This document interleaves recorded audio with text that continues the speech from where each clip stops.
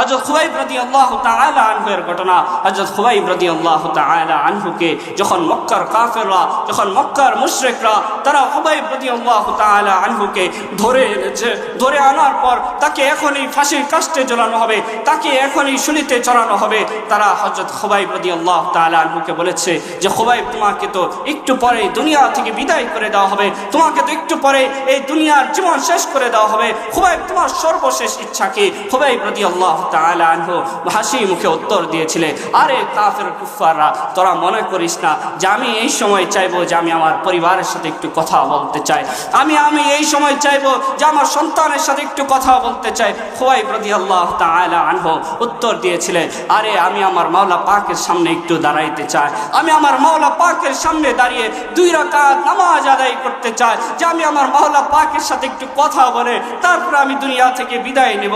এরপরে খুবাইব রাদিয়াল্লাহু তাআলা আনহুকে 2 রাকাত নামাজ পড়ার জন্য তাকে সেই সুযোগ দেওয়া হলো। তিনি নামাজে দাঁড়িয়ে গেলেন, তিনি পড়তে শুরু করলেন আলহামদুলিল্লাহি রাব্বিল আলামিন। যখন তিনি এভাবে পড়তেছিলেন, পিছন থেকে কাফের কুফাররা তারা এই দৃশ্য দেখতেছিল যে খুবাইব সে কি সুন্দর করে নামাজ আদায় করতেছে, তার মধ্যে দুনিয়ার কোনো টেনশন নাই যে তাকে নামাজের পরেই তাকে হত্যা করা হবে। তো এই দৃশ্য ওই সময়ে একটা কাফের সে দেখেছিল, যিনি পরবর্তীতে সে মুসলমান হয়েছিলেন, সাঈদ ইবনে আমির আল জুমাহি রাদিয়াল্লাহু তাআলা আনহু। তিনি এই দৃশ্য দেখার পর, তিনি খুবাইব রাদিয়াল্লাহু তাআলা আনহু নামাজের এই দৃশ্য দেখার পর পরবর্তীতে আল্লাহ রাসূল সাল্লাল্লাহু আলাইহি ওয়াসাল্লামের কাছে গেলেন, ইয়া রাসূলুল্লাহ, ইয়া হাবিবাল্লাহ, আমি গতকালকে খুবাইব রাদিয়াল্লাহু তাআলা আনহুর নামাজের যে দৃশ্য দেখেছি, খুবাইব যে সুন্দর করে নামাজ আদায় করেছে, তাকে একটু পরে ফাঁসির কাস্টে ঝোলানো হবে, তাকে একটু পরে দুনিয়া থেকে বিদায় করা হবে।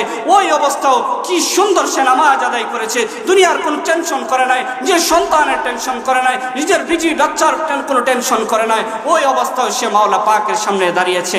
আমার কাছে মনে হয়েছে যে খুবাইব যার ইবাদত করেছে এটা দুনিয়ার কোনো লাত উজ্জার ইবাদত হতে পারে না, দুনিয়ার কোনো মূর্তি পূজা হতে পারে না, দুনিয়ার কোনো লাত উজ্জা, কোনো ভূগোলের, কোনো হুবলের এই ইবাদত হতে পারে না। এই ইবাদত একমাত্র আল্লাহ তাআলা, যিনি তো রহমান, যিনি তো রহিম, যিনি আর রহমান আল মালিক আল কুদ্দুস আসসালাম আল মুমিন আল মুহাইমিন আল আজিজ আল জব্বার আল মুতাকাব্বির আল খালিক আল বারি আল মুসাওবির আল গফফার আল ওয়াহাব আল রাজ্জাক আল ফাত্তাহ আল আলিম আল কাবিদ আল বাসিত আল খাফিদ আল রাফি আল মুইজ্জ আল মুদিল আল সামিউ আল বাসির আল হাকাম আল আদল আল লতিফ আল খবীর, যিনি ইন্নাল্লাহা আলা কুল্লি শাইইন কাদির, যিনি আল্লাহ তাআলা, যিনি সাত আসমানের মালিক, যিনি আরশ আজিমের মালিক, যিনি দুনিয়ার সমস্ত কিছুর মালিক, যিনি দুনিয়ার সমস্ত রাজা বাদশাদের মালিক, যিনি দুনিয়ার সমস্ত রাজা বাদশাদেরকে কান ধরে একবার তিনি রাজমসনদে বসায়, আরেকবার তিনি বের করেন। ওই মালিক, ওই আল্লাহ তাআলার সামনে দাঁড়িয়েছে, ওই আল্লাহ তাআলার সামনে দাঁড়িয়েছে।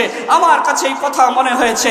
এইটা শোনার পর সাঈদ ইবনে আমির, এটা দেখার পর সাঈদ ইবনে আমির আল জুমাহি বলেছে, ইয়া রাসূলুল্লাহ, ইয়া হাবিবাল্লাহ, আমি আজকে থেকে ইসলাম গ্রহণ করতে চাই, আমি আপনার হাত ধরে ইসলাম গ্রহণ করতে চাই। এই ইসলাম, এটা মিথ্যা ইসলাম হতে পারে না, এটা সত্য একমাত্র ইসলাম, এতে কোনো সন্দেহ নাই। সুবহানাল্লাহ বলবেন না? মুসলমান সাহাবায়ে কেরামের নামাজ মনে ছিল, তাদের